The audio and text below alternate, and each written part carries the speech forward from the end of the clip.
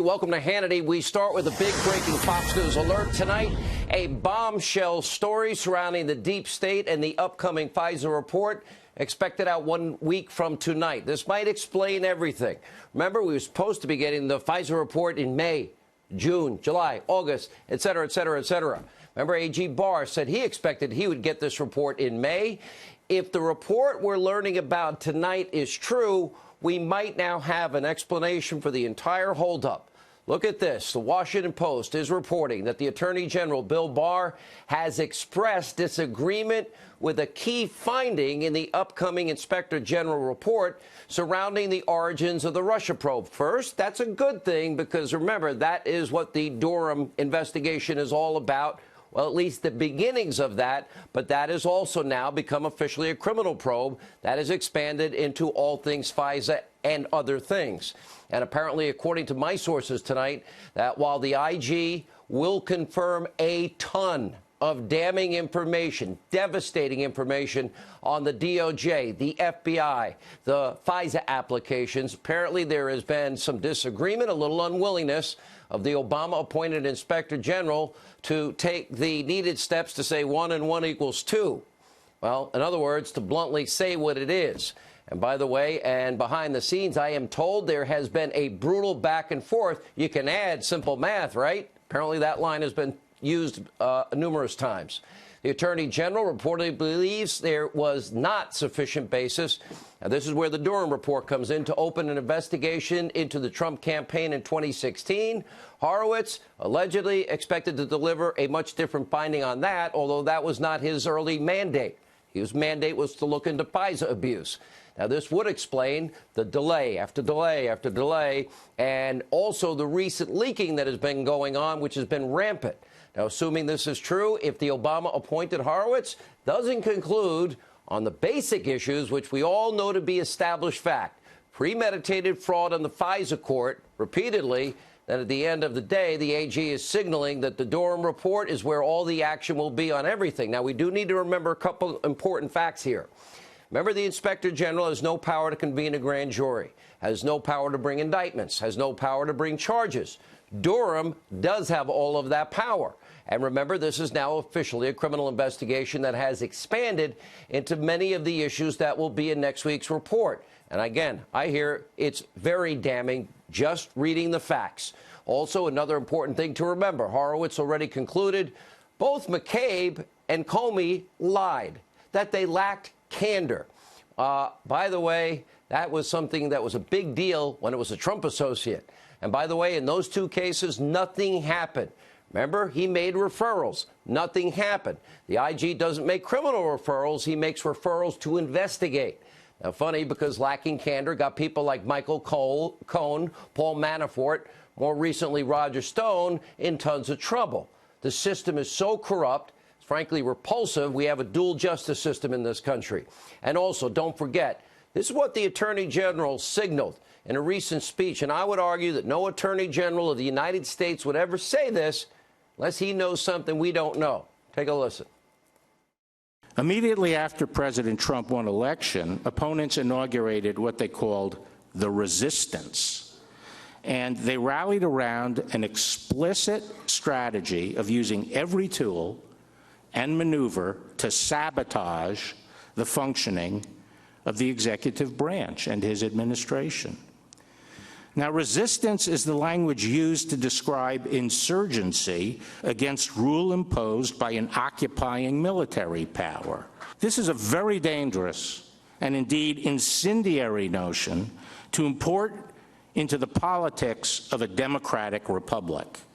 I'd buckle up as a country. That sounds as serious as it can get. Much more on that straight ahead. Lindsey Graham, remember, a week from this Wednesday, he will have Horowitz before his committee in the Senate. He will respond exclusively to this developing story tonight. But first, also buckle up.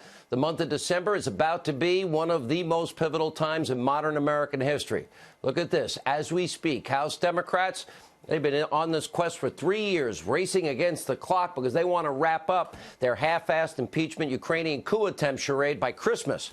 And meanwhile, many current and former deep state bureaucrats, they are anxiously awaiting the findings from a real investigation into corruption and the very real abuse of power. The Horowitz-Pfizer report will be made public 1 week from tonight. And now all of a sudden, softball interview appears at the Daily Beast. They love me at that paper. The once disgraced former FBI attorney, Lisa Page, come out of the shadows to paint herself as an innocent victim. She's just trying to fight back against the president's unfounded attacks. Let me educate the so-called journalists and the mob and the media. Lisa Page is neither innocent nor a victim. She carried out what was a lengthy affair with the top investigator at the FBI named Peter Strzok.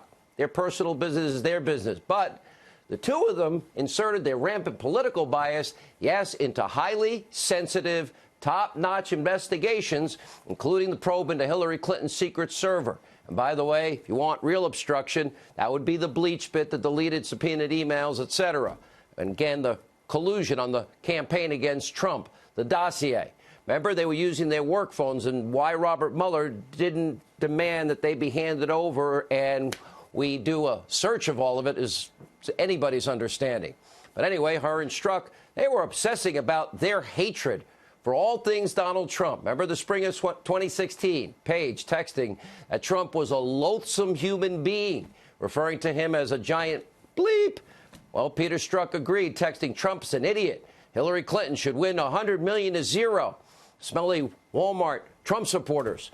Over the course of thousands of texts, the unhinged FBI so-called agents bonding over their compulsive hatred for Donald Trump, their plot to stop him from first ever becoming president. And on August 8th, only 8 days after Jim Comey opened his counterintelligence investigation against the Trump campaign, after I would argue that they gave Hillary considerations that no American would ever get, Lisa Page sent this desperate text to her best friend, her BFF lover. Trump's not ever going to become president, right? Strzok texts back, no, he's not. We will stop it. Just a few short days later, Strzok telling Page, I want to believe the path that you threw out for consideration in Andy's office, that there's no way he gets elected. But I'm afraid we can't take that risk. It's like an insurance policy and the unlikely event you die before you're 40. We'll stop him. Insurance policy. Those are texts between two low-level employees in the federal government. Those were two of the most powerful individuals working at the highest levels of the FBI and involved in the rigged investigation into Hillary Clinton, a massive corruption scandal in and of itself. In fact, Strzok was the lead investigator in the Clinton email probe. Remember, he is supposedly interrogating, Hillary Clinton. But she gets to bring two other people that were involved in the case for support. Nobody else is given that kind of consideration. And by the way, remember, they changed the words, to not be the legal standard. Anyway, and also he was leading the counter-intel investigation, Operation Crossfire Hurricane, into the Trump campaign only days after they exonerated their favorite candidate that should win 100 million to 0. And Lisa Page was the top FBI lawyer, close advisor to the deputy director of the FBI, Andrew McCabe. And in August of 2016, the pair was actively discussing ways to use those powerful positions to stop Donald Trump, upend his presidency with their insurance policy at the ready in the unlikely event that Trump beat their favorite candidate, Hillary Clinton. And it was all done in an official capacity, using their work phones. Lisa Page is not a victim. She resigned in disgrace. Her lover, Peter Strzok, fired by the FBI, along with all these other guys fired, resigning, demoted. And Mueller's former pit bull, Andrew Weissmann. Long history of locking up innocent people, prosecutorial abuse, hiding exculpatory evidence. If you want the proof, read Sidney Powell's book, License to Lie. He's sticking up for his fellow Trump hater, saying she did nothing wrong. Wow, shocking. The deep state, they support each other. Lisa Page has done nothing wrong. She has a First Amendment right to speak, even as a federal employee. And so it's really such a fiction to think that jurors, judges, federal employees don't have political views. The issue is whether they act on them. People act on principle all the time. Jurors do it, judges do it, federal prosecutors do it. And it's simply not the case to think that personal views are going to affect what a prosecutor does. Pretty amazing. He works at MSDNC, the conspiracy theory channel. Amazing how Weissmann has suddenly turned into the great defender of civil liberties after leading a baseless, witch hunt into President Trump. As you can see clearly, The deep state is in panic mode ahead of not only the Pfizer report, but the Durham criminal investigation. And it now all begins to make sense. The timing of Page's interview is not a coincidence. Neither is the person who interviewed her. FoxNews.com, they point out Page used an abusively biased Trump-hating writer to break her silence ahead of the IG report. No softball interview is going to ever cover up the sordid actions, the revealing political bias in her text with Peter Strzok. And as Sarah Carter put it, her actions, well, damaged the FBI and damaged this country.